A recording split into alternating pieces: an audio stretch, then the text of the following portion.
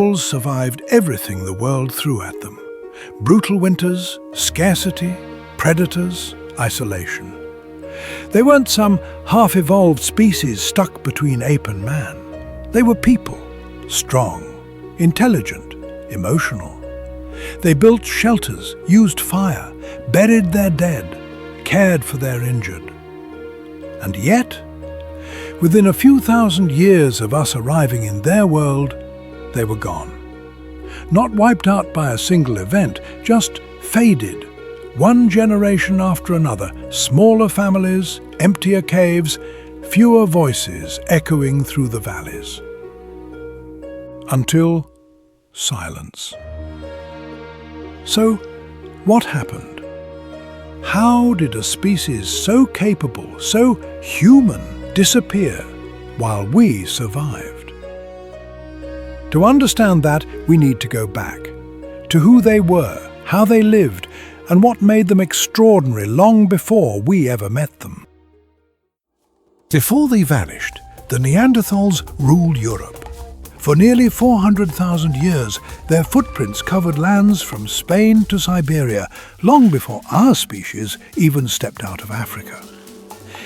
They weren't the mindless cavemen we once imagined. They shaped stone with precision. They mastered fire. They made clothes from animal hides to survive cold that would kill us in hours. And when someone got injured, they didn't leave them behind. They stayed. They cared. Archaeologists have found skeletons of Neanderthals who lived years with crippling wounds, wounds they could have survived only if others had helped them. That's not savagery, that's compassion. They hunted mammoths with strategy, built shelters against the wind, and painted caves with pigments ground from earth and ash. They looked at the same stars we see today, and probably wondered about them too. Yes, their faces were broader, their voices deeper, their lives harder, but in every way that mattered, they were human, and for a long time, they were alone. Until, one day, they weren't. Because across deserts and mountains, another kind of human was on the move. Smaller, faster, better at language and long-distance planning. Us. Around 60,000 years ago, we began to leave Africa. At first, just small bands, families, hunters, wanderers following herds through shifting climates. They carried fire, tools, language, and an unstoppable curiosity about what lay beyond every horizon. When our ancestors crossed into Europe and the Middle East, they stepped into a world already claimed, the world of the Neanderthals. It wasn't empty wilderness, it was theirs. For a while, we didn't even notice each other. Two kinds of humans living in separate valleys, chasing the same prey, watching the same storms roll over frozen hills. But soon, the signs appeared. A footprint where there shouldn't be one. A broken spear that didn't belong to your kind. Smoke on the horizon, not from your fire. Imagine that moment. You've spent your life thinking you and your tribe were the only people in the world. And then you see another. Someone who looks almost like you, but not quite. Broader face, different voice, different smell, yet still familiar. There was no war cry that day, no invasion, just the uneasy understanding that the world was suddenly smaller and shared. And in that quiet, curious tension, a story began that would change both species forever. Because soon, they wouldn't just see us from afar, they'd meet us. At first, they only watched each other, from a distance, across valleys, behind trees, through the smoke of campfires. Our ancestors saw them as strange, powerful figures, shorter but broader, with eyes that caught the firelight differently. The Neanderthals saw us as fragile, thin, but fast. Creatures that carried new tools, strange weapons, and voices that never seemed to stop. Both sides studied the other. Both sides were cautious. But curiosity always wins. Somewhere, maybe in a forest clearing or a cave mouth, they finally stood face to face. Not enemies, not yet. Just two intelligent beings, realizing they weren't alone. There was no common language, but there didn't need to be. Hands gesture, faces speak. A gift, perhaps, a piece of flint, a sound, a laugh, a nod. They weren't meeting aliens, they were meeting reflections. Different, but familiar in a way no other creature on Earth had ever been. And in that first contact, something happened that would shape both species forever. Connection. Because from that moment on, our stories were no longer separate. They began to merge, through trade, through conflict, and eventually, through blood. The world was turning against them. The Ice Age deepened, carving through valleys, freezing rivers, pushing animals and people toward extinction. For Neanderthals, this wasn't new. They'd survived cold before. But this time, the cold came with something else. Us. Our numbers were growing fast. We hunted in larger groups. We shared information, traded food, spread across land that once belonged only to them. Every valley, every cave, every herd of reindeer now had two kinds of hunters chasing the same life. And while we built networks, tribes that stretched across regions, Neanderthals stayed in smaller, isolated groups. They were survivors, not planners. We were both. They watched as we used lighter tools, crafted bone needles for clothing, built shelters that could move when the herds moved. They could see it, the difference. The future wasn't favoring them anymore. Hunger grew sharper. Winters grew longer. A hunt lost could mean a family starved. And in that kind of world, even small advantages decide who makes it to the next generation. The two species didn't fight every day, but when paths crossed, tension followed. Sometimes trade, sometimes violence, sometimes something in between. And slowly, valley by valley, year by year, the Neanderthals began to fade from the map. But not from our story, because before they disappeared, something remarkable happened. Something that ensured they'd never truly be gone. They didn't just fight or compete. They met, talked, touched, and sometimes they stayed. Archaeologists can trace it now, not through bones or tools, but through us. Every human outside Africa carries Neanderthal DNA. That means somewhere tens of thousands of years ago, a Neanderthal and a modern human looked at each other and something happened. It wasn't war.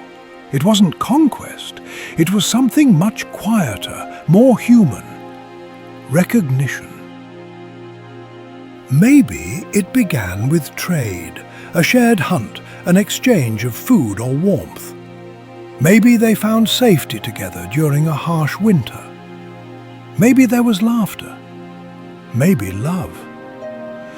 For all our differences, we were close enough to understand each other, close enough to have children together, children who would carry both worlds in their blood. And for a brief moment in history, the line between us and them disappeared. Two branches of humanity intertwining under the same stars, surviving the same storms. Those unions didn't save the Neanderthals, but they did something extraordinary. They ensured that a part of them would never die. Their DNA still flows through millions of us, in our skin, our immune systems, even in how we adapt to the cold. Every heartbeat, every breath carries echoes of a people we thought were gone. But soon after, the world shifted again, harsher, faster than ever, and the Neanderthals' final chapter began. There was no final war, no great disaster that wiped them out overnight. The Neanderthals didn't vanish in fire, they faded in cold. One generation at a time, their world shrank. Caves that once echoed with voices went quiet. Fires burned lower, then stopped burning at all. Each winter came sooner, lasted longer. Food grew scarce. And every loss, every mother, every hunter, every child left the next winter harder to survive. We didn't destroy them directly. The world did. Climate, isolation, hunger, and time, all working together, slowly erasing a people who had survived everything except us. Their numbers fell below recovery. A few small groups scattered across Europe, holding on as long as they could. But when the last of them died, somewhere in a cave or a frozen forest, no one was there to notice. No grave, no final story. Just the quiet end of a species that had lived for hundreds of thousands of years. And as the snow settled over their empty camps, only one kind of human remained: us. But the question still lingers, buried deep in that silence. Was it really survival or loss? Because when the Neanderthals disappeared, a part of what it meant to be human disappeared with them. We've searched for a single reason, a moment, a cause, a villain. But the truth isn't that simple. The Neanderthals didn't die because of one thing. They disappeared because everything changed at once. The first blow came from the sky, climate.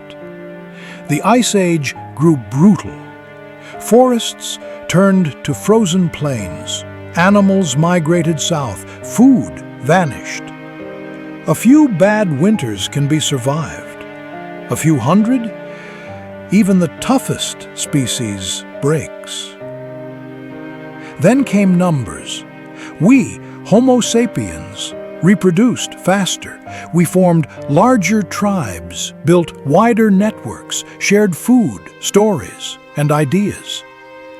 Neanderthals lived in smaller, isolated groups, and when disaster hit, they had no one to turn to. Next was disease. Some scientists believe we carried illnesses from Africa, viruses the Neanderthals had never faced. Even a simple infection could have spread fast through small, close communities. And finally, there was competition, not war, just survival. Two species chasing the same prey, the same shelter, the same firewood. Calling it an extinction feels wrong, because pieces of them are still here, in our DNA, in our bones, in the way we adapt to cold, to hunger, to life itself. They didn't vanish. They became part of us. Their DNA runs quietly in our veins, whispering stories from an age when the world was raw and survival meant everything. We are not their replacements. We are their continuation. The Neanderthals didn't fail. They endured, long enough to become a part of the species that would remember them. And maybe that's the real ending of their story.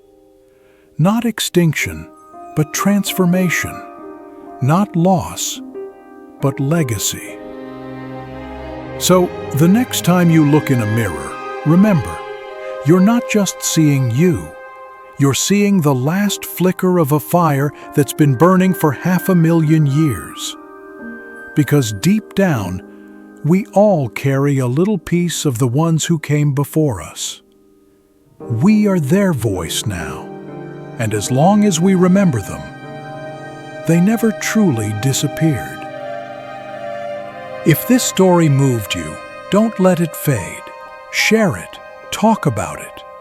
Let people know that behind every fossil, every gene, every ancient fire, there's a heartbeat that still echoes in all of us.